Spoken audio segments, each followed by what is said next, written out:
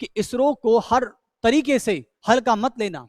ये चंद्रयान 3 के बाद ऐसा पता नहीं क्या हो गया कि आज इसरो हर खबर में छा रहा है। ये 11 सितंबर का एक टॉपिक है करंट अफेयर्स का, जो काफी उछला है, काफी उछाल में है। अब ये तो इस टॉपिक पे अंदर जाके ही पता चलेगा कि है क्या चीज। ठीक है, ये GSITI क्या है, ये सारी चीजें हमको देखनी होंगी यहां पर।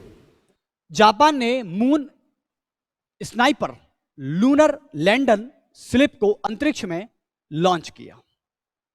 अब ये मिशन क्या है, देखो जापान। नमस्कार, ये BIBM के YouTube चैनल पे आपका हार्दिक स्वागत है। और चलिए आज आपके लिए हम SSC CGL मेंस बेस्ड और RAS प्री 1 अक्टूबर के लिए जो आने वाले एग्जाम है उनके लिए साइंस एंड टेक का एक क्विक रिवीजन के तौर पे हम यहाँ पर आपके सामने इस YouTube चैनल पे लाए हैं। और ये RAS प्री के हिसाब से भी काफ़ी बेनिफिशियल रहेगा, और ये SSC CGL बेस्ड जो मेंस का एग्जाम है उसके लिए भी काफ़ी बेनिफिशियल रहेगा। तो जैसा कि आप देख रहे हैं, जुलाई से लेकर सितंबर तक की सारी साइंस एंड टेक का जो करंट का पोर्शन होता है उससे रिलेटेड सारी यहाँ पर आपका पूरा अवेलेबल कराया जाएगा विद PPT के साथ। चलिए तो देख लेते हैं आज क्या डिस्कस करने वाले हैं हम साइंस एंड टेक का वो इंपॉर्टेंट पोर्शन। देखिए जैसा कि आपको दिख रहा होगा, पहला जो टॉपिक है चंद्रयान 3, इससे कौन बेखबर है, शायद सब खबर ही होंगे आप इससे। तो पहला है चंद्रयान 3, आज हम इन टॉपिकों पर बात करेंगे। दूसरा है AI उभरती प्रौद्योगिकी में प्रगति को बढ़ावा देने के लिए भारत और AI और मेटा के बीच समझौता भी हो चुका है। चलिए जैसे कि मेटा की बात करते हैं तो मेटा को आपको पता होगा फेसबुक का बहुत अपडेटेड वर्जन है और ये भी काफी बेनिफिशियल रहेगा। चलिए आइंस्टीन क्रॉस की बात करेंगे। उसके बाद इसरो के द्वारा लॉन्च किया गया PSLV यानी polar satellite launch vehicle C56 को सैटेलाइट लॉन्च किया गया था। उसके बाद है भारतीय भूवैज्ञानिक सर्वेक्षण प्रौद्योगिकी संस्थान के बारे में देखेंगे। iPhone 15 सीरीज में इसरो प्रमाणित GPS होगा, जो काफी भारत के लिए गर्व की बात हो रही है। अब है स्कर्व टाइफूस। स्कर्व टाइफूस एक डिसीज का नाम है, उस पर भी चर्चा करेंगे। नेक्स्ट है निशिमुरा धूमकेतु यानी निशिमुरा कॉमेट के बारे में भी हम देखेंगे। और फिर है council of scientific and industrial research का 1 वीक और 1 लैब प्रोग्राम, किसमें क्या हुआ था। और एक है आपका जापान ना का मून स्पाइनर लैंडर स्लिप को अंतरिक्ष में लॉन्च किया गया। तो इससे चंद्रयान 3 का क्या कनेक्शन है, ये सारी चीजें हम कोरिलेट करके पढ़ेंगे आपस में।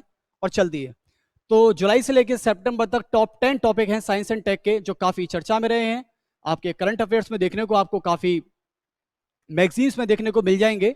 पर चलिए आज इन पर बहुत ब्रीफ इंट्रोडक्शन करते हैं। नेक्स्ट, जैसा कि लिस्ट में पहला था चंद्रयान 3। अब चंद्रयान 3 के बारे में आज आपको बताया है कि भारत ने इस उपलब्धि पर पहुंच गया है कि पाकिस्तान हुआ, चाहे श्रीलंका हुआ, चाहे चीन हुआ, चाहे रशिया हुआ, चाहे अमेरिका हुआ, आज भारत की बहुत तारीफ हो रही है चंद्रयान 3 के बारे में। और ये 100 भारत का ही नहीं, भारत के प्रधानमंत्री का ही नहीं, बल्कि 140 करोड़ लोगों का भी बहुत बड़ा सम्मान हो रहा है। देखते हैं इसकी उपलब्धि क्या क्या रही है। देखें तो जैसा कि आपको पता है, इसको लॉन्च किया गया था 14 जुलाई 2023 को। अब लॉन्चिंग के दौरान कहां से किया गया, आंध्र प्रदेश, सतीश धवन श्रीहरिकोटा आंध्र प्रदेश से किया गया था। खर्चा देखें तो 615 करोड़ का इस पर खर्चा आया था। लगभग केंद्र सरकार ने 615 करोड़ रुपए इस पर खर्च किए थे। और करीबन से लॉन्च करने से लेकर और इसके चंद्रमा तक पहुंचने की यात्रा का जो टोटल समय था वो था 40 दिन की यात्रा। कितनी थी? 40 दिन की यात्रा यहां पर हमने चंद्रयान 3 ने टोटल की थी। और उसके बाद खर्चा 615 करोड़ था और 14 जुलाई को ये लॉन्च हुआ था। चलिए ये फैक्चुअल डाटा है। ये फैक्चुअल डेटा मतलब है कि आपको याद करना ही है, इसकी कोई ट्रिक नहीं है, इसकी कोई आपको ट्रिक अवेलेबल नहीं होगी। ये फैक्चुअल डेटा होते हैं जो हर कॉम्पिटिटिव एग्जाम में स्टूडेंट को फेस करने होते हैं। एंड नेक्स्ट, अब देखें चर्चा का विषय क्या हो सकता है। चर्चा का विषय अभी भी बना हुआ है और तब भी था जब लॉन्च किया गया था। तब तक तो भारत ये उम्मीद कर रहा था कि शायद पहुंच ही जाए, क्योंकि चंद्रयान 2 से जिस हम एक फेज से गुजर के आए थे, आपको भी पता है कि इसरो के उस समय जो अध्यक्ष थे और प्रधानमंत्री थे, दोनों ने मुलाकात की। प्रधानमंत्री ने उस समय इसरो के अध्यक्ष को काफी सहानुभूति दी थी। तो ये काफी बहुत बुरा फेज था चंद्रयान 2 का। और चंद्रयान 2 फेल क्यों हुआ, इसके भी रीजन पे बात करेंगे। तो देखते हैं, चर्चा का विषय है कि भारत के इस मिशन के तहत चंद्रमा के दक्षिणी ध्रुव पर, इंपॉर्टेंट है दक्षिण ध्रुव, साउथ पोल पर सफल लैंडिंग करने वाला पहला देश बनकर इतिहास रच दिया है भारत ने। और इससे पहले यदि हम चंद्रमा पर सफल लैंडिंग करने वाले काफी 3 देश हुए, लेकिन साउथ पोल पर पहुंचने वाला भारत पहला देश हो गया है। चलिए, और इतिहास रच दिया है, इससे पहले किसी भी देश ने दक्षिणी ध्रुव पर सफल लैंडिंग नहीं की है। अब बात कहते हैं, तो भारत ने चंद्रमा पर सफल लैंडिंग करने वाला विश्व का चौथा देश बन गया है। अभी चौथे में और पहले में कभी कंफ्यूज मत होना। चंद्रमा के साउथ पोल की बात करेंगे तो India is the first country, ठीक है, out of the world, entire world. And next, यदि भारत ने चंद्रमा पर सफल लैंडिंग करने वाला, चंद्रमा पर बहुत देश पहुंचे हैं, लेकिन साउथ पोल पर पहुंचने वाला भारत पहला देश है। और पूरे इंटायर मून की बात करें, मून मिशन की बात करें, तो उस पर चौथा देश है। चलिए, उससे पहले यूएस सफल लैंडिंग करा चुका है, बट साउथ पोल पर नहीं। रशिया, फिर है चाइना, और भारत है 4th पोजीशन पर। समझ गए होंगे, ये तो आप इससे चर्चित ही होंगे। जो भी इससे बेखबर है वो तो हो ही नहीं सकता, क्योंकि आज एक कॉम्पिटिटिव एग्जाम की दृष्टि से भी, और आज के 140 करोड़ लोग जिनका कॉम्पिटिशन से कोई नाता नहीं है, जिसको शायद मैं मानता हूं चाय की शॉप वाला भी जानता होगा कि यार इतना बड़ा मिशन था, लॉन्च हो गया, और इसको इसरो ने बाकायदा यूट्यूब पर लाइव भी किया था। तो बहुत ही बड़ी बात है, जिसको सभी इंस्टीट्यूट में और सभी गवर्नमेंट स्कूल्स में, कॉलेजेस में, यूनिवर्सिटियों में चलाने का निर्देश भी दिया गया था प्रधानमंत्री और इसरो की तरफ से। नेक्स्ट, चंद्रयान 3 साउथ पोल को ही क्यों चुना? ये आरएएस के लिए बहुत इंपॉर्टेंट है, और एसएससी के लिए तो इंपॉर्टेंट है ही है, क्योंकि डिस्क्रिप्टिव एग्जाम भी है। आरएएस भी अब जब मेंस में जाएंगे तो इस बात को देखेंगे। चंद्रयान 3 को साउथ पोल ही क्यों चुना? देखते हैं। चंद्रमा के पोलर रीजन एक दूसरे से अलग होते हैं। जैसे कि आप, मैं अर्थ के पोलर की बात करूं, north pole and south pole and east pole and west pole, काफी समानता मिलती है, ठीक है। लेकिन चंद्रमा के जो पोलर रीजन होते हैं वो काफी डिफरेंट होते हैं एक दूसरे से। नेचर में, ज्योग्राफिक नेचर में, कहीं पानी मात्रा ज्यादा है, कहीं पानी बर्फ में जमा हुआ है, कहीं ऑक्सीजन तो है ही नहीं। खैर चलिए, इस दक्षिणी ध्रुव पर सूरज की रोशनी कभी नहीं पहुंचती है, बहुत ही इंपॉर्टेंट फैक्ट है। साउथ पोल पर सूरज की रोशनी कभी नहीं पहुंचती है, और सूरज की रोशनी पहुंचने के कारण यहां पर टेम्परेचर होता है -200 डिग्री सेंटीग्रेड। तो इसलिए जो पानी होता है वो बर्फ के रूप में जमा रहता है, बर्फ के रूप में जमा रहता है। तो भारत ने इस मिशन का एक ही लक्ष्य था कि जो पानी बर्फ के रूप में जमा हुआ है उसकी खोज करना था, ठीक है। तो चंद्रयान 1 की बात करते हैं, तो ये तो रहा चंद्रयान 3 का लक्ष्य।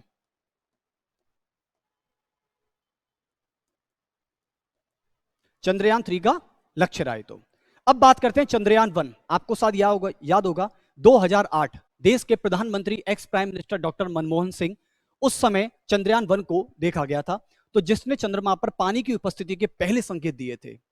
यह बात भी बहुत इंपॉर्टेंट है। यदि चंद्रयान की आप चंद्रयान 3 को पढ़ रहे हैं तो चंद्रयान के सभी सीरीजों को आपको याद रखना होगा। चंद्रयान 2 क्यों भेजा गया, चंद्रयान 3 तो पता ही है, उसके बाद चंद्रयान 1 को भी क्यों भेजा गया था, ये सारी चीजें आपको याद रखनी होंगी, क्योंकि ये फैक्चुअल डेटा नहीं है, कॉन्सेप्चुअल डेटा है यहां पर, ठीक है। तो चंद्रयान 1 ने चंद्रमा पर भारत के लिए पानी की उपस्थिति को पहली बार संकेत दिया था कि पानी की मात्रा चंद्रमा पर मौजूद है। चलिए, तो ये सारी आपको पीपीटी के साथ मिल जाएंगी। अब आगे चर्चा करते हैं। चंद्रयान 3 का उद्देश्य जरूर याद रखना, बर्फ के रूप में जमे हुए पानी का पता लगाना। चलिए, तो चंद्रयान 3 के उद्देश्य, जैसा कि मैंने बताया, बर्फ के रूप में जमा पानी की उपस्थिति का पता लगाना, इसका पहला उद्देश्य होगा। संसाधनों की खोज करना, अभी रिसोर्सेज की बात कर रहा है। आपको पता है भारत अब इस तैयारी में जुट गया है कि चंद्रमा पर भी जीवन है। समझ रहे हो, एक मिशन आएगा, गगनयान मिशन, उसके तहत भारत इस तैयारी में जुट गया है कि चंद्रमा पर भी हम जीवन को बसा सकते हैं। बहुत ही बड़ी बात है। ऑक्सीजन नहीं है, पानी भी जो है वो बर्फ के रूप में है, कहीं पानी है तो बहुत कम है, लगभग प्रचुर मात्रा में पानी नहीं है वहां पर, जितना आप अर्थ पर देख सकते हो, ठीक है। लेकिन फिर भी भारत इस कदम की ओर आगे बढ़ रहा है। चंद्रयान 4 को लॉन्च करने की तैयारी की जा रही है बाय इसरो। चंद्रयान 3 लॉन्च हो चुका है, अब चंद्रयान 4 क्या करेगा वो आगे हम जानेंगे। तो पहले संसाधनों की खोज करेगा जो भी लाइफ के लिए इंपॉर्टेंट होते हैं, जैसे कि हम कहते हैं ना रोटी कपड़ा मकान। तो रोटी कपड़ा मकान, ये 3 चीजें जो रिसोर्सेस हैं, ये जीवन की मूलभूत आवश्यकताएं होती हैं, और इसको उपलब्ध कराने के लिए हर चीज देखी जाती है। जैसे हम रोटी की बात करते हैं तो हमें एग्रीकल्चर माइंड में आता है, मकान की बात करते हैं तो इंडस्ट्री याद आती है, ये सारी चीजें। और यदि हम कपड़े की बात करें तो हमें उद्योग याद आता है, सूक्ष्म एवं लघु कुटीर उद्योग की बात करें। ठीक है। प्रज्ञान रोवर लैंडिंग के चारों ओर घूमेगा और लैंडर को डेटा भेजेगा, और ये लैंडर फिर आगे जाके इसरो को इंफॉर्मेशन भेजेगा, यानी भारत को इंफॉर्मेशन भेजेगा कि चंद्रमा पर अभी की स्थिति क्या है, और वो भी साउथ पोल पर स्थिति क्या है। चलिए, तो यहां तक आप समझ गए होंगे चंद्रयान 3 के उद्देश्य आपसे पूछ सकता है। चंद्रयान 3 को आरएस की दृष्टि से देखें तो साउथ पोल क्यों ही चुना, ये भी बहुत बड़ा इंपॉर्टेंट फैक्ट है, और जो शुरुआती जो फैक्टर था वो काफी आप जानते हैं इस चीज से। तो चलिए नेक्स्ट देखते हैं आगे। भविष्य के इसरो के मिशन क्या हो सकते हैं। देखिए, भविष्य के इसरो के मिशन की हम बात करते हैं तो चंद्रयान 4 लॉन्च करने वाला है। यह चंद्रमा की सतह के नमूनों को पुनः प्राप्त करेगा, यानी चंद्रयान 4 जो होगा ये चंद्रयान 3 का रिवर्स होगा। क्या होगा? ये चंद्रयान 3 का रिवर्स होगा, यानी चंद्रयान 3 के द्वारा लाए गए सभी डेटा को यह दोबारा चंद्रयान 4 दोबारा जाएगा और उसको सर्टिफाइड करेगा। यह चंद्रयान 4 का एकमात्र लक्ष्य होगा। चंद्रमा की संरचना और उसके इतिहास को पता लगाएगा चंद्रयान 4, यानी चंद्रमा का इतिहास क्या रहा है, चंद्रमा की जो सतह है, जो सरफेस है, जो पानी है, वो वहां कैसे पहुंचा, ये सारी चीजें वहां पर देखेगा। ऐसे कौन से रिसोर्सेस थे जिनकी सहायता से हम वहां पर अपने जीवन को बसा सकते हैं, ये सारी चीजें चंद्रयान 4 देखेगा। लूपैक्स की बात करें, दूसरा जो मिशन है हमारे इसरो का, लूपैक्स। लूपैक्स से आपको स्पष्ट हो रहा है LU4 लूनर, P4 पोलर और X4 है E4 एक्सप्लोरेशन मिशन। ये सबसे बड़ा मिशन होगा इसरो का चंद्रयान 4 के बाद। ठीक है, यह इसरो। और लूपैक्स की बात करते हैं, कुछ कुछ जापानी लैंग्वेज से हमको लग रहा है। ठीक है, तो जापान में, जैसा कि आपको पता है, हमारे भारत की अंतरिक्ष एजेंसी का नाम है इसरो और जापान की एजेंसी का नाम है जाक्सा। क्या है? जाक्सा। तो जापान सरकार के अधीन जाक्सा जो है वो जापान की एक एयरोस्पेस एजेंसी है। इसकी फुल फॉर्म जाने तो जापान एयरोस्पेस एक्सप्लोरेशन एजेंसी इसका पूरा नाम होता है। और यह जापान का और भारत का एक क्या होगा? संयुक्त मिशन होगा जो चंद्रमा के ध्रुवीय क्षेत्रों का पता लगाएगा। बहुत ही बड़ी बात है। इसका मतलब हम कह सकते हैं कि भारत सरकार ने जापान की सरकार से एक एग्रीमेंट कर लिया है। भारत के प्रधानमंत्री ने जापान के प्रधानमंत्री से एक एग्रीमेंट कर लिया है कि हम दोनों मिलकर एक लूपैक्स नाम का मिशन तैयार करेंगे और संयुक्त रूप से करेंगे और इसको लॉन्च भी करेंगे। ठीक है, चलिए नेक्स्ट है निसार। अब निसार से लग रहा है हमको कि कहीं ना कहीं इसमें नासा इन्वॉल्व है। जैसा कि देखते हैं नासा इसरो सियोटिक एपर्चर रडार, ये आपका इसरो का लगभग से माना जाता तीसरा मिशन होगा, जिसको 2024 और 25 के लगभग लॉन्च किया जाएगा। ठीक है, लेकिन अभी इसकी तैयारी बहुत बड़ी जोर शोर से हो रही है। इसमें जापान भी देखो इन्वॉल्व हो चुका है, इसमें अमेरिका भी इन्वॉल्व हो चुका है। और कहने की बात तो यह है कि भारत के साथ कौन एग्रीमेंट नहीं करना चाहेगा। आज पाकिस्तान भी इस बात को मान चुका है कि वास्तव में इंडिया ने कई सारी चीजों में ग्रोथ किया है। दोनों देशों को आजाद हुए बराबर हुए समय हुआ, लेकिन आज हमारा देश पाकिस्तान से कहीं, यह भी मतलब कहीं आगे है, कई क्षेत्रों में आगे है। ठीक है, और वैसे भी हम पाकिस्तान से तुलना ही क्यों करें, यह भी बात सही है। हमें तुलना करनी है अमेरिका से, हमें तुलना करनी है जापान से। अब आते हैं गगनयान मिशन। जैसा कि मैंने आपको बताया, यह मिशन तैयारी कर रहा है चंद्रमा पर जीवन बसाने की। जो भी आप अर्थ पर एक्टिविटी देखते हो उसके तहत इसरो भी चाहता है कि चंद्रमा पर भी एक जीवन बसे, चंद्रमा पर भी लोग रहने लगे अब। ठीक है, दूसरे ग्रह पर लोग रहने लगे। चलिए, अब है शुक्रयान फर्स्ट। तो आपको इसरो के द्वारा लॉन्च किए गए सभी मिशनों को एक एक बारी से नजर देख लेना है। गगनयान है, लूपैक्स है, निसार है, चंद्रयान 4 है एंड शुक्रयान फर्स्ट है। तो मैं आशा करता हूं कि आपको चंद्रयान के सभी और इसरो के बारे में सभी बाकायदा समझ में आ गया होगा, जो भी फैक्चुअल डेटा था और जो भी कॉन्सेप्चुअल था। नेक्स्ट है आपका एआई उभरती। एआई बहुत बड़ा फैक्टर है। आज के भारत के वर्तमान युग की बात करें तो एआई, देखें, आर्टिफिशियल इंटेलिजेंस। अब आर्टिफिशियल इंटेलिजेंस होता क्या है? इसका मतलब होता है कृत्रिम बुद्धिमत्ता। कृत्रिम बुद्धिमत्ता वह बुद्धिमत्ता जिसको कृत्रिम तरीके से विकसित किया जाता है, जैसे कि कंप्यूटर सिस्टम, रोबोटिक मशीन। यह जैसे कि गूगल की बात करें, अब एआई जो है एक तरह का सर्च इंजन भी हो सकता है। क्या हो सकता है? Search engine. ये सर्च इंजन हो सकता है। जैसे कि आप कभी गूगल पे जब टाइप करते हो तो गूगल के अंदर इतना डेटा है कि वो आपको तुरंत रिप्लाई कर देता है किसी भी चीज का।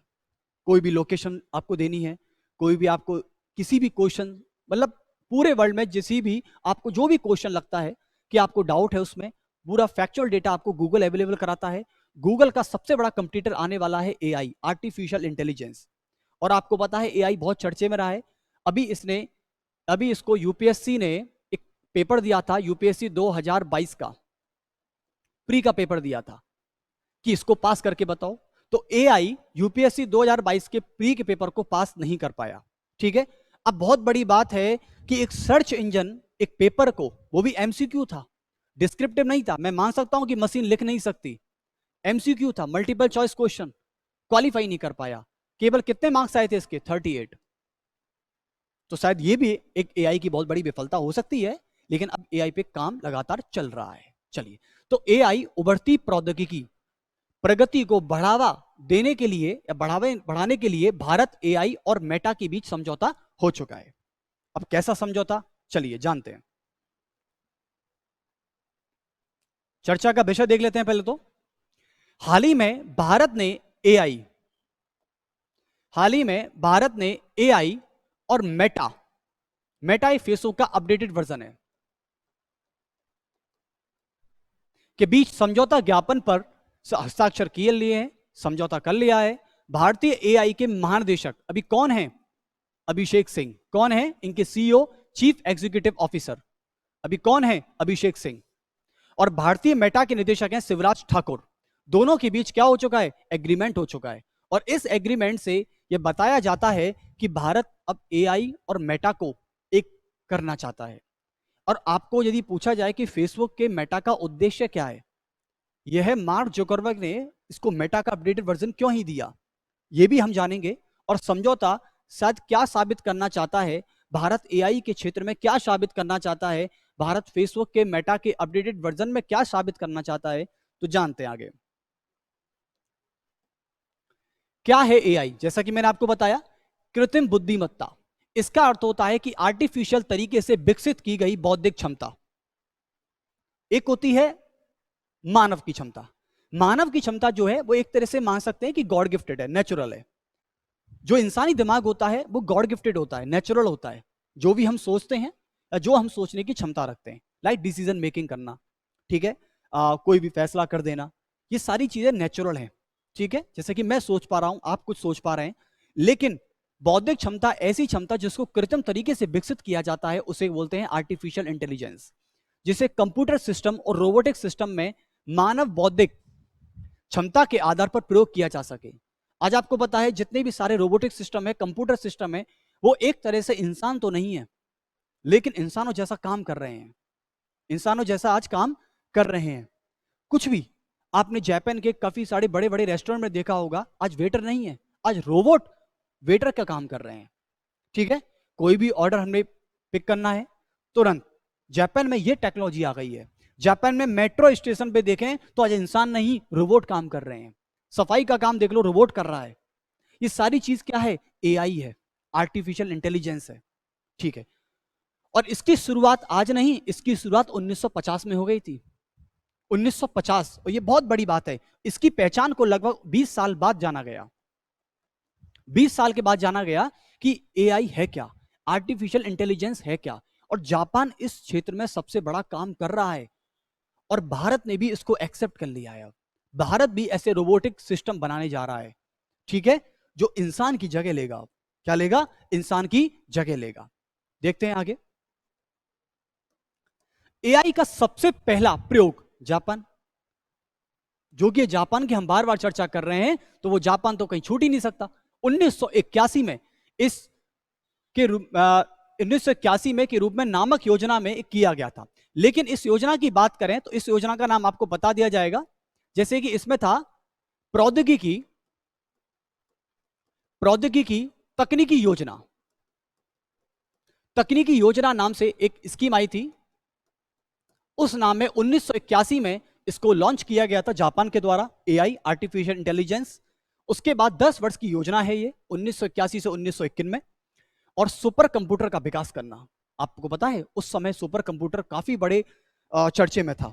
उस समय जापान ने एआई का प्रयोग करके, बहुत बड़ा अचीवमेंट है जापान के लिए, है ना, और सुपर कंप्यूटर का विकास कर दिया था। लेकिन धीरे धीरे भारत भी इसकी उपलब्धि लेना चाहता है, जिसलिए उसने फेसबुक के मेटा के साथ क्या कर लिया है, एग्रीमेंट कर लिया है। ठीक है, और इसके जनक के कौन कहे जाते हैं, ये सबसे ज्यादा इंपॉर्टेंट है। एआई के जनक हैं जॉन मैकार्थी।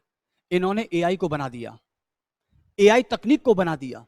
अब इसका प्रयोग कौन कौन करे, आप भी जानते हो कि कई सारे देश इसको एक्सेप्ट करने जा रहे हैं एआई को, लेकिन इसके जनक कौन है, इसके फादर कौन है, the father of AI artificial intelligence कौन है, जॉन मैकार्थी। देख लो, उसको बनाने वाला भी कोई इंसान ही है। ठीक है, तो सोच रहे हो, और मैं आपको हकीकत बता दूं, ये हमारी अंतिम पीढ़ी है जब हम ये कह सकते हैं कि हम मशीनों से बेहतर हैं। हमारे आगे आने वाली पीढ़ी है, वो कभी इस बात को नहीं कह पाएगी कि हम मशीनों से बेहतर हैं। क्यों? क्योंकि मशीनें अब इंसान का जगह ले रही हैं। तुम देखना, कभी कभी तो ऐसे दिन भी आएगा कि आपको सड़कों पे इंसान नहीं, मशीनें काम करती दिखाई देंगी। आप देख रहे हो, आज भी ऐसा कम युग नहीं है। आज एक कंप्यूटर 100 लोगों को काम को निपटा देता है। पहले हमें 100 लोगों की जरूरत होती थी। तो कहीं ना कहीं इससे रोजगार पर बहुत बड़ा असर पड़ सकता है। चलिए, खैर, काफी सारी पहलू हैं इसके। तो अब मेटा क्या है, जो उसने भारत के एग्रीमेंट किया, ये फेसबुक का एक अपडेटेड वर्जन है, जिसका उद्देश्य क्या है, समुदाय की स्थापना एवं विश्व को एक साथ लाना। आपको एक चीज पता है, हमारी G20 की थीम क्या थी? G20 की थीम थी वन अर्थ वन फ्यूचर और वन विजन, जो भी था।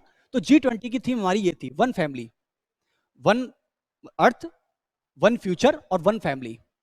तो शायद कहीं ना कहीं प्रधानमंत्री नरेंद्र मोदी इस बात को सोच रहे हैं कि यदि मेटा के साथ एग्रीमेंट कर लिया जाए तो पूरे विश्व को एक फैमिली मानकर हम यहां पर स्थापित कर सकते हैं। आजकल लोगों ने फेसबुक को मिसयूज करना स्टार्ट कर दिया है। बस फेसबुक को लॉन्च करने का उद्देश्य यही था कि काफी जो फ्रेंड हैं, काफी दूर दूर के फ्रेंड हैं, उनको एक साथ लाया जा सके। लेकिन आज दुर्भाग्य है हमारे देश का और अन्य देशों का कि इसके लोग आज इसका गलत प्रयोग कर रहे हैं, और ये बहुत ही गलत है और बहुत दुर्भाग्य की बात है। फेसबुक को एक्चुअली में लॉन्च किया गया था पूरे वर्ल्ड को एक कम्युनिटी बनाना, पूरे विश्व को एक कम्युनिटी बनाना, एक परिवार बनाना। ठीक है, और नरेंद्र मोदी जो आज इसी लक्ष्य को लेकर चलते हुए मेटा के अपडेटेड वर्जन को एक्सेप्ट कर चुके हैं, जैसे कि मैंने यहां पर समझा दिया है। ठीक है, यहां पर लाइटली है, थोड़ा इंट्रोडक्शन के तौर पे मैं भी आपको बताता रहूंगा, कुछ आगे की बात है, कुछ पीछे की बात है, सारा बैकग्राउंड। चलिए, और जॉन मैकार्थी को सबसे ज्यादा इंपॉर्टेंट है देना, क्योंकि ये जनक है आर्टिफिशियल इंटेलिजेंस का। और एआई चर्चा में इसलिए रहा था क्योंकि अभी ये यूपीएससी के चर्चे में रहा था ये। ठीक है, तो कभी कभी क्या, किसी को जब घमंड हो जाता है ना, तो मशीन को भी घमंड हो गया, तो फिर यूपीएससी ने खेल खेला इसके साथ कि चलिए हमारा पेपर सॉल्व करके बताइए। अब सोच रहे हो, उसी पेपर में इंसान ने टॉप भी मारा और मशीन फेल हो गई।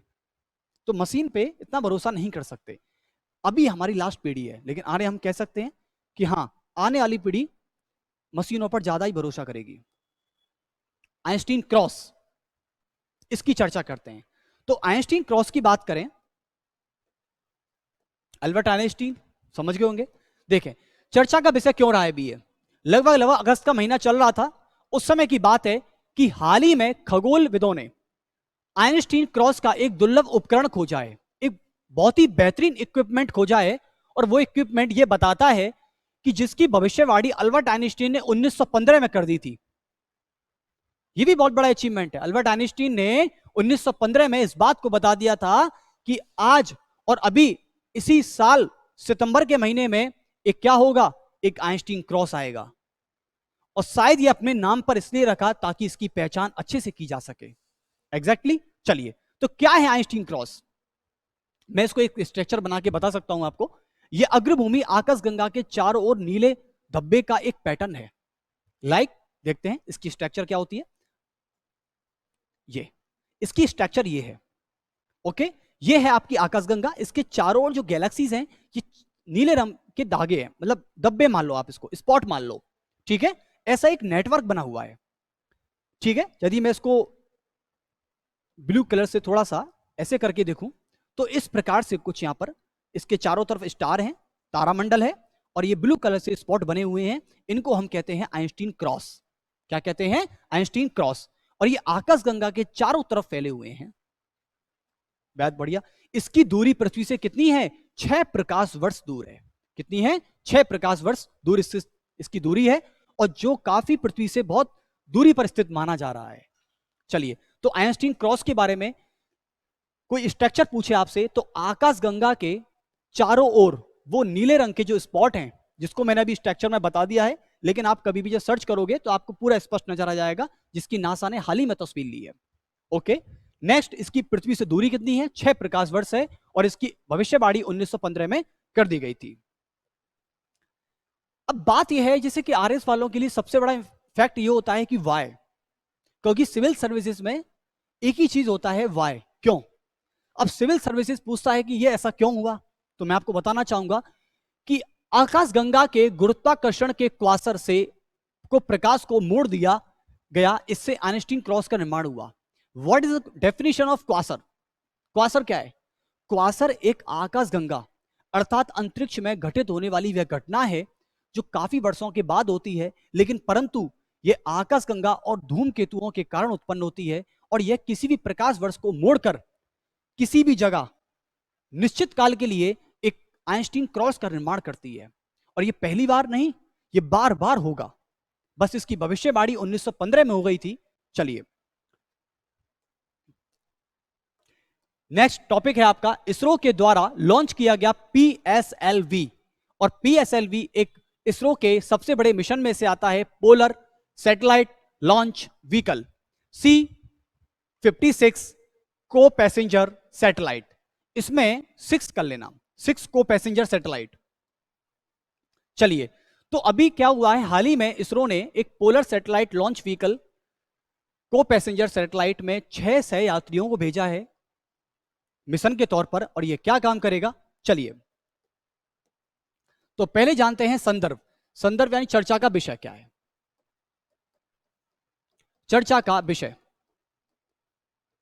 देखिए, हाल ही में इसरो ने PSLV C-46 को 6 सहयात्रियों के साथ उपग्रह के साथ आंध्र प्रदेश के श्रीहरिकोटा स्थित सतीश धवन, इसको धवन कर दें, सतीश धवन अंतरिक्ष केंद्र से लॉन्च किया गया है।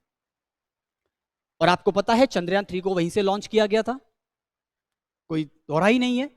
और अभी आपको एक एडवांस नॉलेज बता दें तो इसरो अभी तमिलनाडु में भी एक स्पेस सेंटर बनाने जा रहा है। तमिलनाडु में ये प्रोजेक्ट है। अब आपको श्रीहरिकोटा से लॉन्च हुए हर मिशन को आप देखते हैं कि हर मिशन हर वहीं से लॉन्च होता है, लेकिन अब इसरो की योजना है, भारत सरकार की योजना है कि हम तमिलनाडु में भी एक स्पेस सेंटर बनाएं। और ऐसा क्यों, इसको मैं वीडियो के अंतिम में बताऊंगा आपको, जब तक जारी रहें, कि अब तमिलनाडु में ऐसा क्यों बना रहा है। ठीक है, इसकी क्या जरूरत पड़ गई, भारत में 2 स्पेस सेंटर क्यों होने चाहिए जब पहले से काम चल रहा है हमारा, देखेंगे। तो देखो, PSLV की 58वीं उड़ान है। फैक्चुअल डेटा कितनी है? 58 उड़ान है। यह एक कॉमर्शियल मिशन है। इसे न्यू स्पेस इंडिया लिमिटेड के द्वारा संचालित किया जा रहा है। ऑपरेट किसके द्वारा किया जा रहा है? New space India limited. चलिए, डेवलप की बात करें तो इसको विकास किया है सिंगापुर गवर्नमेंट की एक एजेंसी DSTA, और सिंगापुर की कंपनी ST इंजीनियरिंग ने इसको डेवलप किया है। एक्चुअली में देखो, भारत ने इस मिशन को लॉन्च किया। मैं आपसे एक चीज पूछता हूं कि भारत क्या दूसरे देश के लिए अपने स्पेस सेंटर से कोई मिशन लॉन्च कर सकता है? जी बिल्कुल कर सकता है। क्यों? क्योंकि मान लो सिंगापुर में किसी भी स्थिति के कारण, मान लो भौतिक स्थिति है या फिर मान लो कोई भी तकनीकी स्थिति के कारण वहां व्यवस्था नहीं हो पाई है, तो भारत सरकार ये जिम्मा लेती है कि हम अपने स्पेस सेंटर से आपके लिए, सिंगापुर गवर्नमेंट के लिए एक मिशन लॉन्च करेंगे। तो सिंगापुर की सहमति से भारत सरकार इसको लॉन्च कर सकती है। ठीक है, और इसको सिंगापुर गवर्नमेंट को डेडिकेटेड किया जा रहा है। ठीक है, जिसका नाम है PSLV C-456 6 को पैसेंजर सैटेलाइट। उद्देश्य है, मैंने आपको बता दिया है, सिंगापुर गवर्नमेंट को लेकर डेडिकेटेड है ये पूरा। तो सिंगापुर सरकार के विभिन्न एजेंसियों की उपग्रह इमेजरी आवश्यकताओं को पूरा करेगा। यानी सिंगापुर मान लो इस मिशन को लॉन्च करता, तो सिंगापुर के इस मिशन के लॉन्च करने का पीछे का उद्देश्य क्या होता? किसी पर्पस होता, या जिस मिशन को लॉन्च किया जा रहा है सॉरी, जिस मिशन को लॉन्च किया जा रहा है उसका कोई उद्देश्य होता, लेकिन तकनीकी आवश्यकताओं के कमी होने के कारण सिंगापुर सरकार ने भारत सरकार से आदेश दिया या सहमति जताई कि आप अपने स्पेस सेंटर से इसको लॉन्च करें, ठीक है। और सिंगापुर को मिला के देखें तो इसरो ने अब तक 104 उपग्रह को प्रक्षेपित कर दिया है। कितना? 104। और जिसमें से 101 तो विदेशी हैं और 3 भारत के हैं। बड़ा ही अचंभा हुआ होगा देख के आपको इस डेटा को कि मैंने 101 विदेशी बोले हैं, यानी भारत एकमात्र ऐसा देश है जिसके खुद के सैटेलाइट तो बहुत कम हैं, लेकिन दूसरे देशों के सैटेलाइट बहुत ज्यादा हैं। इससे पता चलता है कि भारत की विश्वसनीयता कितनी है, भारत की सरकार पर अन्य सरकार कितना भरोसा करती हैं कि अपनी तकनीकी आवश्यकताओं को पूरा ना करते हुए वो भारत के स्पेस सेंटर से लॉन्च करवा रहे हैं। कि बहुत ही बड़ा अचीवमेंट हो सकता है भारत के लिए, इसमें शौक होने की जरूरत नहीं है, ठीक है। चलिए, तो 3 है भारत के। यदि क्वेश्चन में डेटा पूछा जाए तो आपको 3 भारत का करना है, ठीक है। और 101 कितने हैं? विदेशी। टोटल हुए 104, जिसे श्रीहरिकोटा आंध्र प्रदेश में श्रीहरिकोटा सतीश धवन अंतरिक्ष केंद्र से लॉन्च किया गया है इन 104 को। और इसकी कौन सी उड़ान थी? ये 58वीं उड़ान थी। चलिए, नेक्स्ट आता है आपके सामने ये टॉपिक। GSITI ने इसरो के साथ 5 वर्षों के लिए समझौता किया, ज्ञापन पर हस्ताक्षर किया है। चलिए, यही पता चलेगा कि है क्या चीज, ठीक है। ये GSITI क्या है, ये सारी चीजें हमको देखनी होंगी, यहां पर देखते हैं। चलिए, पहले तो देखते हैं चर्चा का विषय क्या रहा।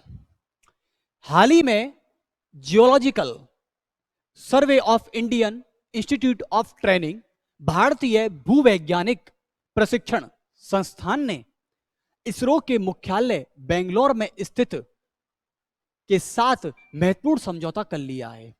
इसका मतलब मेरे सामने एक कॉन्सेप्ट निकल के आया है कि GSITI ने किसके साथ एग्रीमेंट कर लिया है? इसरो के साथ। दोनों के एग्रीमेंट हो गया। और GSITI की फुल फॉर्म भी पूछी जा सकती है, बिकॉज क्योंकि ये चर्चे का विषय है। ऐसा नहीं है कि आपसे पूरा पूछा जाए, लेकिन कोई गारंटी नहीं है।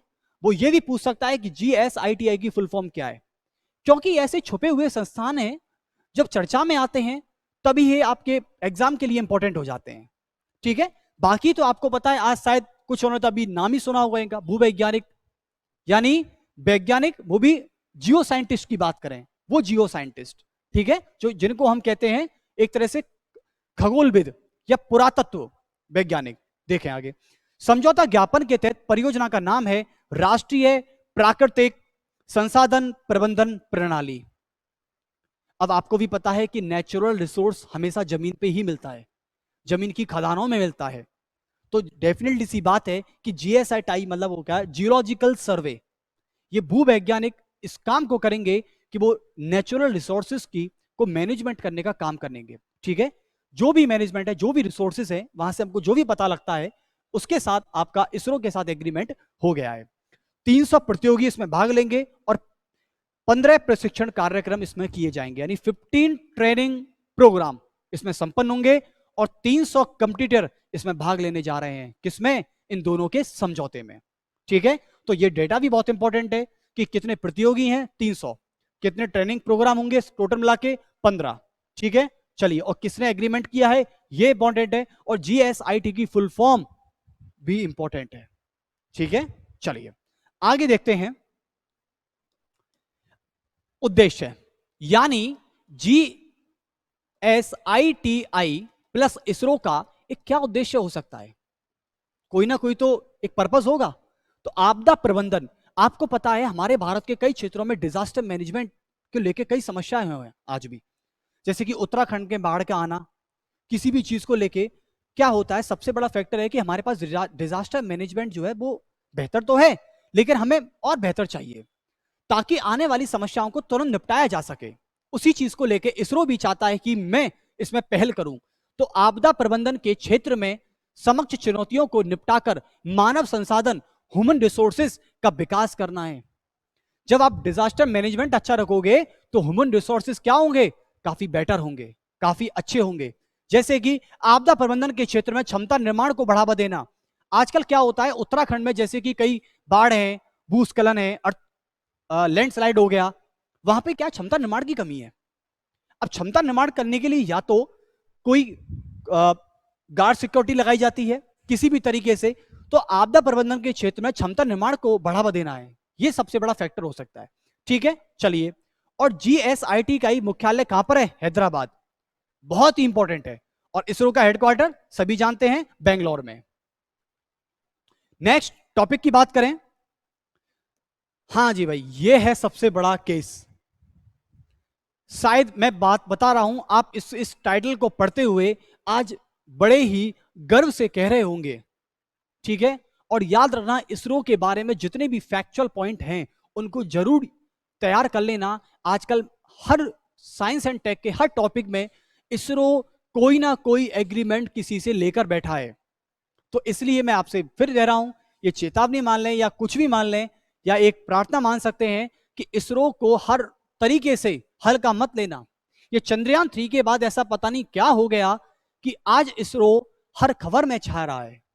तो इसरो से जुड़े हर क्वेश्चन को साइंस एंड टेक का हिस्सा मान लेना और उसे कंप्लीट करना। चलिए, तो आपने टाइटल पढ़ ही लिया होगा, पढ़ने की कोई जरूरत ही नहीं है। आईफोन 15 सीरीज जो बहुत ही फेमस लॉन्च होने वाली है, आईफोन 15 इसरो प्रमाणित, इसरो के द्वारा सर्टिफाइड जीपीएस तकनीक होगी। अब आईफोन में जो आईफोन आएंगे, उस आईफोन 15 सीरीज में, चाहे वो अल्ट्रा है, चाहे वो प्रो है, अल्ट्रा प्रो मैक्स है, कोई भी सीरीज है, इसमें इसरो अपना जीपीएस डालेगा। सोच रहे हो, इसरो आईफोन एक अमेरिकी कंपनी है, अमेरिकी स्वामित्व की कंपनी है, लेकिन फिर भी इसरो अपना इसमें जीपीएस डाल रहा है। ये बहुत ही बड़ी बात है। चलते हैं, नेक्स्ट है चर्चा। हाल ही में एप्पल ने, और एप्पल के सीईओ का नाम है टिम कुक, एप्पल के सीईओ जो हैं टिम कुक ने आईफोन 15 सीरीज के सभी स्मार्टफोन, और सभी, एक नहीं, दो नहीं, तीन, चार, में इसरो की प्रमाणित जीपीएस तकनीक के इस्तेमाल करने की होने की घोषणा कर दी है। बहुत ही बड़ी बात है, बहुत ही बड़ा अचीवमेंट है। शायद मैं इस खबर को देख के अंदर ही अंदर खुश हो रहा हूं बिल्कुल, कि इसरो आज की उपलब्धि इतनी हो गई, जो कंपनी अमेरिकी स्वामित्व में है, आईफोन का कोई भी सेंटर यहां पर नहीं हुआ करता था। अभी टिम कुक जब भारत आए थे, भारत के मुंबई में उन्होंने भारत का पहला एप्पल स्टोर भी लॉन्च कर दिया है, खोल दिया है। चलिए नेक्स्ट, तो एग्रीमेंट हुआ है इसरो और एप्पल में। क्या है जीपीएस सिस्टम? जीपीएस की फुल फॉर्म होती है global positioning system. Global positioning system यह उस विश्व में हर उस क्षेत्र को बताता है जिसकी पोजीशन कहां पर है। जैसे कि मान लो हमें किसी को ट्रैक करना चाहते हैं, मैं किसी की लोकेशन पता लगाना चाहता हूं, तो सबसे पहले फोन का जीपीएस ऑन होना चाहिए। उस जीपीएस ऑन है तो आप समझ जाना कि हम किसी को ट्रैक करने की कोशिश कर रहे हैं। जैसे कि कभी कभी इलीगल एक्टिविटीज होती हैं, टेररिस्ट एक्टिविटी होती हैं, तो उनसे जीपीएस जो आईफोन है वो इसलिए काफी प्राइवेसी के हिसाब से पावरफुल माना जाता है, लोकप्रिय माना जाता है, क्योंकि वहां पर ये बातें, जो जीपीएस सिस्टम है वो काफी स्ट्रांग होता है आईफोन का। अब देखते हैं, यह एक वैश्विक नौवहन प्रणाली है, एक सैटेलाइट सिस्टम है, जिसका विकास 27 अप्रैल 1995 को किसने किया था? यूएस ने किया था। यानी यूनाइटेड स्टेट्स ऑफ अमेरिका ने 1995 में 27 अप्रैल का इसका विकास किया था जीपीएस का। और यदि आपसे पूछा जाए कि भारत के जीपीएस का नाम क्या है, तो नेविक, नेविक सिस्टम है, इसको आर कर लेना, IRNSS। और भारत ये 1500 किलोमीटर के क्षेत्र में इसका विस्तार करता है। इसका स्वामित्व कितना है? इसका स्वामित्व है अमेरिकी सरकार पर। तो ये भी कह सकते हो कि जीपीएस जब अमेरिकी सरकार के स्वामित्व में ही है, लेकिन फिर भी अमेरिकी सरकार आईफोन 15 के सभी फोन में अपना जीपीएस नहीं डालना चाहती, बल्कि किसका जीपीएस एक्सेप्ट करना चाहती है? इसरो का करना चाहती है। तो इससे शायद हमारे रिलेशन भी बहुत अच्छे हो जाएंगे। चाहता तो अमेरिका भी अपने जीपीएस का प्रयोग कर सकता था, जैसा कि पिछले आईफोन में किया है, लेकिन आज बदलाव है, आज बदलाव देखा जा रहा है। चलिए, तो नेविक सिस्टम याद रखना, जो कि भारत के जीपीएस का नाम है। नेक्स्ट चर्चा करते हैं स्क्रब सन्निपात। इसको सन्निपात कर दें, स्क्रब सन्निपात, ये इसका हिंदी है। यदि आप जानना चाहते हैं तो स्क्रब टाइफूस, एग्जाम में आपको स्क्रब टाइफस के नाम से ही मिलेगा। अब यह कह रहा है कि मूर्खता के साथ बुखार, अर्थ समझ में नहीं आया कि बुखार तो सुना है, लेकिन मूर्खता के साथ, ये थोड़ा अजीब है। तो इस टॉपिक को जानने के बाद ही हमें सारी चीजें पता चलेंगी। कि स्क्रब टाइफस जो है ये कहां से आई, ये बीमारी क्या लक्षण है इसके, ये इसके परिणाम क्या होते हैं, इसके जो भी है इसको मिटाया कैसे जा सकता है, ये सारी चीजें हम इस टॉपिक में डिस्कस करेंगे। अब देखते हैं नेक्स्ट, पहले तो देखते हैं अर्थ। ये स्क्रब टाइफus जो है ना, इसका अर्थ क्या हो सकता है? इसका अर्थ है वनस्पति, जंगलों एवं साफ सफाई के बीच का स्थान। अच्छा, आपने कभी वनों या जंगलों में जाके देखा होगा, लगभग झाड़ियां जहां होती हैं, झाड़ियां हैं, काफी जंगल है घने घने, और वहां पर आपने एक चीज देखी होगी, वहां पे साफ सफाई का स्थान बीच में होता है, जहां से आप कहते हैं ना कि जब दोस्तों के साथ जाते हैं, कभी भी वर्ल्ड सेंचुरी देखने जाते हैं, नेशनल पार्क जाते हैं, तो कहते हैं कि यहां से निकल लो, ये रास्ता छोटा है, शॉर्ट है। तो उन साफ सफाई वाले और झाड़ियों के बीच का स्थान, ये जहां पर बायोडाइवर्सिटी ज्यादा होती है, ये वहां पर ज्यादा पाया जाता है स्क्रब टाइफस। ठीक है, अब देखो स्क्रब टाइफस बैक्टीरिया से होने वाली बीमारी, और स्क्रब टाइफस को आप एक बैक्टीरिया ही मान सकते हो, इसको एक बैक्टीरिया ही मान सकते हो। तो बैक्टीरिया से होने वाली बीमारी स्क्रब टाइफस, जिसे बुश टाइफस के नाम से भी जाना जाता है, very very important. Scrub typhus के नाम से भी पेपर में क्वेश्चन मिले तो घबराना नहीं है, और यदि इसको बुश टाइफस भी कह दिया ना, तो इसमें कोई बुराई नहीं है, क्योंकि बैक्टीरिया एक ही है, नाम दो हैं इसके। ठीक है, और ये बैक्टीरिया से उत्पन्न होता है कि प्रकोप से म्यांमार की सीमा से नागालैंड के नोकलाक, इसमें नोकलाक जिले में 5 मौतें और 600 संक्रमण हमको प्राप्त हुए हैं, 600 संक्रमण मिल चुके हैं। और नागालैंड जो भारत का एक राज्य है, नोकलाक जिले में 5 मौतें भी हो चुकी हैं इसके। देख लिया ना प्रकोप आपने। और लेकिन ये मिला कहां था, भारत में सबसे पहले प्रवेश कहां से किया था, और ये कहां कहां तक पाया जाता है, ये सारी चर्चा आज हम इस टॉपिक पर करने वाले हैं। नेक्स्ट देखें तो इसका कारण क्या है। देखो, एक ऑरेंटिया तुसु गामुसी बैक्टीरिया, इसका पहली बार वर्णन 1899 में जापान में हुआ था। इसका नाम है, यदि मैं इसके जापान की लैंग्वेज में बात करता हूं, या मैं कह दूं कि स्क्रब टाइफस या बुश टाइफस जो है ये किस बैक्टीरिया से उत्पन्न होता है, तो उस बैक्टीरिया का नाम है ऑरेंटिया तुसु गामोशी बैक्टीरिया है। ठीक है, और इसको पहली बार 1899 में जापान में, यह एशिया प्रशांत क्षेत्र तक सीमित है। यानी हम जैसे बात करते हैं, हमारा ये पूरा वर्ल्ड मैप जाने, और हमारा इंडिया साउथ एशिया का सिचुएटेड है, साउथ एशिया में हम थोड़े पूर्व की तरफ जाएंगे तो पूर्वी दक्षिण एशिया, और उसका वह प्रशांत क्षेत्र, यानी लगभग से लगभग ये पाया कहां पर जाता है, ये दक्षिण पूर्वी एशिया में ज्यादा पाया जाता है। और इंडोनेशिया भी वहीं है, ये इंडोनेशिया आपको मिलता है दक्षिणी पूर्वी एशिया, चीन है, जापान है, भारत है दक्षिण एशिया में, उत्तरी ऑस्ट्रेलिया है, पूरा ऑस्ट्रेलिया नहीं है, उत्तरी ऑस्ट्रेलिया है। और इसके लक्षण देखें तो बुखार, सिर दर्द, कभी कभी स्किन पे दाने नुमा एक संरचना बन जाती है, एक दाना बन जाता है। ठीक है, उनके रेड स्पॉट होते हैं, तो वो दाने भी इस चीज का लक्षण है कि आप किसी को भी स्क्रब टाइफस हो गया है, बुश टाइफस हो गया है। और इसका जो बैक्टीरिया है वो ऑरेंटिया तुसु गामोशी है। ठीक है, चलिए, और सबसे बड़ा दुर्भाग्य यह है कि इसका ट्रीटमेंट जो है अभी उपलब्धि नहीं है, और इसका ट्रीटमेंट है एंटीबायोटिक्स। एंटीबायोटिक्स का मतलब है जो बैक्टीरिया को, उसके इफेक्ट को एंटी कर सके, समझे। चलिए, तो आगे चलते हैं आप नेक्स्ट टॉपिक के बारे में। पीपीटी अवेलेबल हो जाएगी आपको, डोंट वरी। इतिहास क्या है इसका, इतिहास देखें स्क्रब टाइफस का। यदि मैं स्क्रब टाइफस का आज इतिहास देखता हूं तो बड़ा ही पेचीदा है। आपको पता है सेकेंड वर्ल्ड वॉर के समय सेनाएं एक दूसरे की तरफ आगे बढ़ रही थी, सेकेंड वर्ल्ड वॉर, और सेकेंड वर्ल्ड वॉर की डेट 1939 टू 1945 ये था आपका। तो सेकेंड वर्ल्ड वॉर युद्ध के दौरान सुदूर पूर्वी देशों के सैनिकों में यह बीमारी पनपी, और भारत में सबसे पहले असम में आई और वेस्ट बंगाल में आई। क्या आप मुझे ये बताइए, असम और पश्चिम बंगाल जो है, क्या ये है हमारे भारत के लगभग पूर्वी, या हम कह सकते हैं पूर्वी राज्य तो ही है लगभग लगभग, क्योंकि पश्चिम बंगाल की सीमा लगती है कहां से, बांग्लादेश से, ठीक है। तो असम और पश्चिम बंगाल में सबसे देखने को मिला, क्योंकि म्यांमार ज्यादा दूर नहीं है यहां से, ठीक है। और 1812 में रूस पर आक्रमण के दौरान जब नेपोलियन की सेना रूस की तरफ बढ़ती है तो बीमारी की चपेट में आने से उन्हें पीछे हटना पड़ जाता है और उस समय रूस बच जाता है, रूस बच जाता है। देखो ये कभी कभी क्या होती हैं, कुछ घटनाएं सीधे गॉड से ऑपरेट होती हैं। 1812 में नेपोलियन इतना शक्तिशाली था और अपने इस आक्रोश में जब वह जापान की की तरफ बढ़ने लगा, तो रूस की तरफ बढ़ते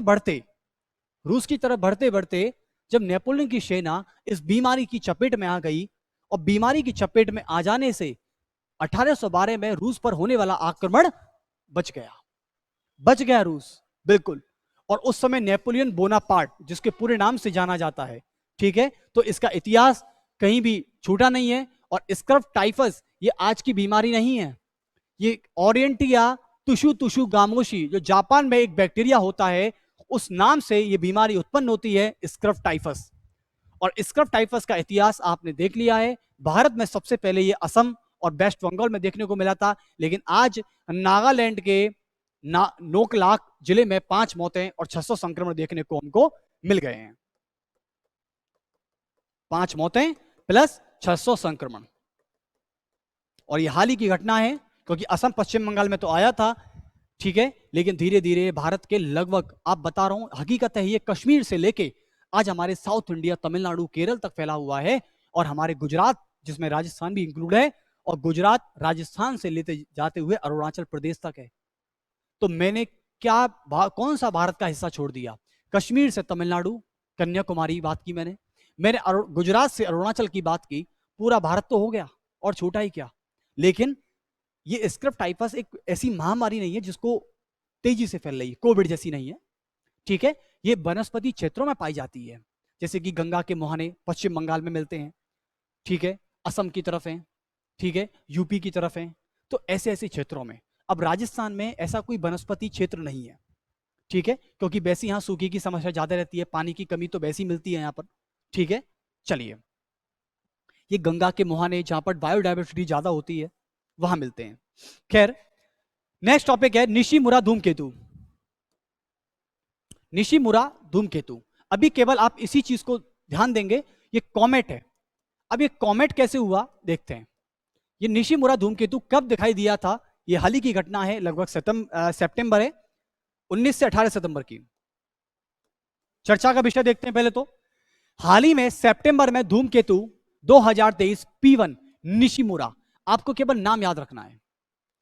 धूमकेतु की तस्वीर इटली के मैनसियानो के कैप्चर का लेंस को आप कैप्चर की गई थी। अभी इटली के मैनसियानो में निशिमुरा धूमकेतु की तस्वीर को कैप्चर किया गया है, ठीक है। अभी धूमकेतु का नाम निशिमुरा कब से हो गया, यह भी जानने की हमें काफी जिज्ञासा रहेगी, तो चलिए जिज्ञासा को पूरा करते हैं। निशिमुरा धूमकेतु पेरीविलन, इंपॉर्टेंट, या पीपीटी आपको मिलेगी तो अंडरलाइन में बाकायदा कर रहा हूं, इन नामों को मेरे लेक्चर के साथ नोट कर लेना। पेरीविलन कक्षा की तरफ बढ़ रहा है। अब ये पेरीविलियन कक्षा क्या है, इसको भी पूरा बताया जाएगा, जो सूर्य के निकटतम बिंदु में से एक है, ठीक है। यानी आपने अभी आदित्य L1 को लॉन्च होते देखा होगा, मतलब वहां तो नहीं गए, लेकिन आपने काफी चैनल्स के माध्यम से, यूट्यूब के माध्यम से, काफी सोशल साइट्स के माध्यम से लॉन्च होते देखा होगा। तो आदित्य L1 जो लैंग्रास पॉइंट है, मेन लैंग्रास पॉइंट क्या है, पृथ्वी और सूर्य के बीच की दूरी, यानी उनका जो एक बिंदु है, वहां पे जाके आदित्य L1 सिचुएटेड हो जाएगा। उस लैंग्राज पॉइंट से थोड़ा सा आगे चलें, यानी पृथ्वी से काफी दूरी और सूर्य के बहुत निकटतम बिंदु होता है पेरिविलियन, क्या एक कक्षा होती है, बहुत लैंग्राज से भी दूरी होती है इसकी, ठीक है। चलिए, यानी मान लो ये सन है और ये अर्थ है, इसके बीच में मान लो एक लैंग्राज है, यहां पर हमारा L1 जो है, यहां पर लैंग्राज आदित्य L1 सिचुएटेड हो चुका है, ठीक है। चलिए, इसके निकटतम बिंदु की बात करें तो ये होती है पेरिविलियन स्पेस, और ये सूर्य की पहली कक्षा है। कौन सी है? पहली कक्षा। यह 400 वर्षों से अधिक पहली बार, यानी 400 वर्षों से अधिक हो चुका है और पहली बार अब दिखाई दिया है। 400 वर्ष काफी है। धूमकेतु निशिमुरा पृथ्वी के पास से गुजरा है, और ये पास से गुजरा है कब? घटना इसकी है 12 सितंबर, ज्यादा पुरानी नहीं है ये घटना, 12 सितंबर को गुजरा है, जिसे सबसे पहले गैलीलियो के दूरबीन आविष्कार, जब गैलीलियो ने दूरबीन का आविष्कार किया था उससे कुछ दशक पहले ही देखा गया था। निशिमुरा को, निशिमुरा धूमकेतु को गैलीलियो के समय देखा गया, और आज आपको देखने को मिला है इटली के उस इलाके में। ठीक है, चलिए, और यह है पेरिविलियन स्पेस, याद रखना ये पॉइंट, ये इंपॉर्टेंट है आपके लिए। और ये एक ही वाला पहली बार कब देखा गया, ये भी इंपॉर्टेंट है। चलिए नेक्स्ट बात करते हैं इसी के संदर्भ में। खोजकर्ता कौन है इसके? जापानी खगोल शास्त्री है हिदेये निशिमुरा। ये जापान के कौन है? खगोल शास्त्री हैं हिदेयो निशिमुरा। इनके नाम पर इस कॉमेट का नाम हो गया। 12 अगस्त 2023 को तारामंडल में तारे जेटा, एक तारे मंडल का समूह का नाम है, इसका नाम है जेटा जेमी नोरम, के पास इस धूमकेतु की खोज की गई थी। 12 अगस्त और 12 सितंबर, देख रहे हो घटना कितनी तेज हुई है। एक महीने का समय लगा है केवल वही साल है। 12 अगस्त को बताया क्योंकि इनका नाम निशिमुरा है, तो इसी के नाम पर उन्होंने धूमकेतु को रखा है। जैसे कि अल्बर्ट आइंस्टीन ने भविष्यवाणी की थी 1915 में कि एक आइंस्टीन क्रॉस नाम की घटना होगी, और आज देखने को मिल गई ना हमको स्पेस में। ठीक है, चलिए, ये तारे मंडल का नाम है, और ये हमारे जापानी खगोल शास्त्री का नाम है, जिसे 12 सितंबर को पृथ्वी के बहुत नजदीक देखा गया, बहुत नजदीक देखा गया है धूमकेतु। देखो बात यह है कि धूमकेतु क्या है, यानी ये एक क्या होता है, एक चट्टान, मिट्टी, धूल के कणों से निर्मित एक बड़ा पिंड होता है। जब ये सूर्य के नजदीक से गुजरता है, सूर्य के नजदीक से गुजरता है, तो लगभग एक पूंछ, जलती हुई पूंछ, यहां से एक स्ट्रक्चर आती है, पूरे पिंड से जलती हुई पूंछ आती है धूमकेतु के नाम से। और जब सूर्य के नजदीक से गुजरता है तो ये एक गर्म हो जाता है, और गर्म एक पिंड जो है, जिसे चट्टान का सबसे बड़ा गोला होता है। और आज भी हमारे पृथ्वी पर कई सारे ऐसे नमूने हैं, इसके प्रमाण है कि धूमकेतु यहां गिरा था। ये बड़ा सा होल कर देते हैं जब ये पूरी पृथ्वी धूमकेतु गिरता है, किसी भी हिस्से पर गिरता है। बस हम तो यह चाहते हैं कि गिरे ना, लेकिन कहते ना कि अंतरिक्ष की घटनाओं को कोई रोक सकता है क्या? ये तो प्राकृतिक है, कृत्रिम तो नहीं है। चलिए, नवा टॉपिक है council of scientific and industrial research का 1 वीक 1 लैब प्रोग्राम। अब ये क्या है? Council of scientific and industrial research यानी CSIR, जिसे वैज्ञानिक अनुसंधान का सबसे बड़ी संस्था बोली जाती है, ये भी है। इसरो के साथ साथ इसका भी बहुत बड़ा एक महत्व होता है। तो इसने 1 वीक 1 लैब प्रोग्राम स्टार्ट किया है। इसके बारे में देख लेते हैं। चर्चा का विषय देखेंगे पहले। तो चर्चा का विषय है कि 14 मई 2023 को मध्य प्रदेश के गवर्नर मंगू भाई पटेल ने वैज्ञानिक यानी scientific and industrial research council के उन्नत सामग्री और प्रक्रिया अनुसंधान परिषद CSIR और AMPP, इन दोनों के बीच में क्या हो गया है? एग्रीमेंट हो चुका है, AMPPI। चलिए, और AMPPI की फुल फॉर्म है उन्नत सामग्री और प्रक्रिया अनुसंधान परिषद। सभागार में 1 वीक 1 लैब प्रोग्राम, यानी एक सप्ते के लिए ग्रामीण क्षेत्र के लोगों को एक सप्ते के लिए उन अनुसंधान, उन लैबों का निरीक्षण कराया जाएगा, ताकि ग्रामीण जो क्षेत्र के लोग हैं वो इस रिसर्च जैसी इवेंट से जुड़ सकें। क्योंकि आजकल गांव के लोगों को पता ही नहीं है कि रिसर्च क्या है, रिसर्च में किस किस सोर्सेज की जरूरत पड़ती है। तो भारत सरकार की सबसे अच्छी भी पहल है, और भारत सरकार की ये संस्था है CSIR। चलिए, और ये मध्य प्रदेश के राज्यपाल मंगू भाई पटेल ने ही क्यों किया, इसके पीछे भी बहुत बड़ा कारण है। चलिए, तो 1 वीक 1 लैब प्रोग्राम, उद्देश्य है प्रयोगशाला अनुसंधान को आम जनता कर देना, इसको आम जनता के लिए आसान बनाना है, आत्मनिर्भर भारत को मजबूत करना है और ज्यादा। One week one lab book का विमोचन किया गया है, किसके द्वारा? मंगू भाई पटेल के द्वारा। तो सारे फैक्चुअल डेटा हैं कि मंगू भाई पटेल जिन्होंने इसका उद्घाटन किया, इनॉग्रेशन किया, हस्ताक्षर किया AMPPI के बीच और CSIR के बीच जो एग्रीमेंट हुआ वो मंगू भाई पटेल ने किया। और मंगू भाई पटेल ने अंतिम संबोधन में एक वन वीक वन लैब नाम से एक बुक को लॉन्च किया गया है और इन्होंने बताया कि हमारे आत्मनिर्भर भारत को मजबूत करेगा और ग्रामीण क्षेत्र की जो जनता है, जो आम जनता है, उसको क्या देगा? फायदा देगा, यानी उसको अनुसंधान से जोड़ेगा। AMPRI संस्थान की स्थापना 14 मई 1981 को दिल्ली में की गई थी, लेकिन 2 साल के बाद क्या हुआ? इसको भोपाल में कर दिया। और भोपाल किसकी राजधानी है? MP। किसकी राजधानी है? MP। और MP के गवर्नर कौन है? मंगू भाई पटेल। यही रीजन था, क्योंकि इसका जो हेडक्वार्टर है किसका? AMPPI का, ये आपका मिलता है भोपाल में और इसको सिचुएटेड किया गया था 1981 में दिल्ली में, लेकिन 2 साल के बाद आ गया कहां पर? Bhopal, the capital of Madhya Pradesh. चलिए अब नेक्स्ट आपका टॉपिक है, जापान ने moon sniper lunar lander slip को अंतरिक्ष में लॉन्च किया। अब ये मिशन क्या है? देखो जापान पीछे नहीं आ रहा भारत से, ये बात देखना। जापान भी बड़ा ही प्रतियोगी हो चुका है, मतलब जापान तो शुरू से प्रतियोगी रहा है। जापान की खास बात है कि वो आर्मी में और सेना पे होने वाले खर्च को बहुत कम करता है, तभी जापान में जितना भी पैसा होता है वो हमेशा टेक्नोलॉजी पे लगता है, क्योंकि जापान को प्रोटेक्शन देने का काम करता है अमेरिका। अमेरिका की सेना जापान में तैनात रहती है कि जापान को कोई आंच नहीं आनी चाहिए। यदि चाइना ने गलत नजर उठाई तो अमेरिका बैठा है, जापान है, दक्षिण कोरिया है, ताइवान है, ये सारे आपको इंटरनेशनल रिलेशंस में देखने को मिलते हैं। जब आप अंतरराष्ट्रीय संबंध जाते हो तो वहां पे सारी चीजें देखने को मिलती हैं आपको, ठीक है, कि ऐसे कैसे प्रोटेक्शन है। तो जापान का एक फंडा है, जापान अपना सारा पैसा टेक्नोलॉजी पे लगाता है, शुरू से लगा रहा है। जापान में इतने सारे भूकंप आए, यकीन मानिए भूकंप के आने के कुछ महीनों बाद जापान फिर से वही डेवलप हो गया, वरना कोई क्षेत्र, उसमें तो परमाणु बम गिरा है भाई। ऐसे परमाणु बम गिरे हैं हिरोशिमा नागासाकी 6 अगस्त 1945, 9 अगस्त 1945, 3 दिन बाद ही दूसरा हमला, और परमाणु हमला छोटा मोटा हमला नहीं था।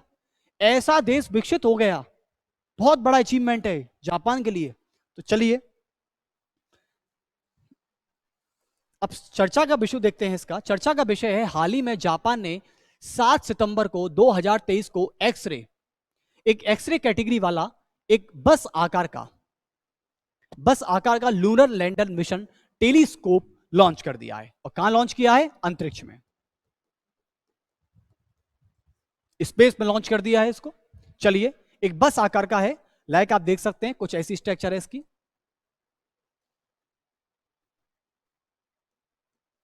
लाइक ये थोड़े गोल्डन कलर के स्पॉट हैं, इस प्रकार से लॉन्च किया गया है स्पेस में, बस आकार का है, 7 सितंबर 2023। इंपॉर्टेंट ये है कि कौन सी कैटेगरी का है, इंपॉर्टेंट ये है इसकी शेप क्या है, और इसका नाम तो आएगा ही। चलिए नेक्स्ट, मून स्नाइपर नामक रोबोटिक मून लैंडर भी मौजूद है, मून लैंडर भी मौजूद है यहां पर, ठीक है। 2 मिशन है इसके, जो आपको बताया गया। पूरा जो स्नाइपर मिशन है इसके 2 मिशन है, XRISM और स्लिम। स्लिम की फुल फॉर्म पूछ सकता है आपसे, स्मार्ट लैंडर 4 इन्वेस्टिगेटिंग मून, इसकी फुल फॉर्म रहेगी। इस बार पहुंचने की यात्रा की बात करें तो 6 माह में पहुंच जाएगा। और हमारे चंद्रयान 3 की यात्रा कितनी थी? 40 दिन की यात्रा थी टोटल, और खर्चा कितना था? 615 करोड़। ये सारे फैक्चुअल डेटा हैं, इनकी कोई ट्रिक नहीं याद करने की, ना तो इनकी ट्रिक मिलेगी। आप तो बस ये है कि जितना इनका रिवीजन करेंगे उतना ही आपके लिए बेनिफिशियल है, क्योंकि फैक्चुअल डेटा का कोई तरीका नहीं होता याद करने का। 615 है तो 615 है, ऑप्शन में मान लो बहुत सारे ऑप्शन होंगे, 615 के करीब भी होंगे, लेकिन 615, लेकिन जो चीजें कॉन्सेप्चुअल हैं उनको रटा नहीं जा सकता, वो समझाई जा सकती हैं कि पर्पस क्या रहा होगा, या अदर कंट्री से यदि हमने कंपेरिजन भी किया है तो किस प्रकार से किया है, ठीक है। चलिए तो एक बार मैं आपको लिस्ट दिखा देता हूं। हमने 10 टॉपिक जो जुलाई से लेकर सितंबर तक बहुत ही इंपॉर्टेंट थे पूरा एनालिसिस करके आपके सामने लाया, और इन्हीं टॉपिक में से आरएएस प्री और एसएससी सीजीएल मेंस के लिए बहुत इंपॉर्टेंट रहेगा। ध्यान से, ये मेन टॉपिक है जो चर्चा का विषय रहे हैं। जरूरी नहीं है कि हर चीज पढ़ी जाए। आप साइंस एंड टेक में 10 टॉपिक भी इनफ कर लेते हैं तो आपका लगभग से 1-2 क्वेश्चन एसएससी में आ सकता है। ठीक है, मैं वही बात कर रहा हूं। ऐसा नहीं है सारी चीजें, करंट अफेयर्स अथाह है, जिसको इतना शॉर्ट पढ़ेंगे इतना आप पे प्रेशर भी बहुत कम रहेगा। बस इतना है।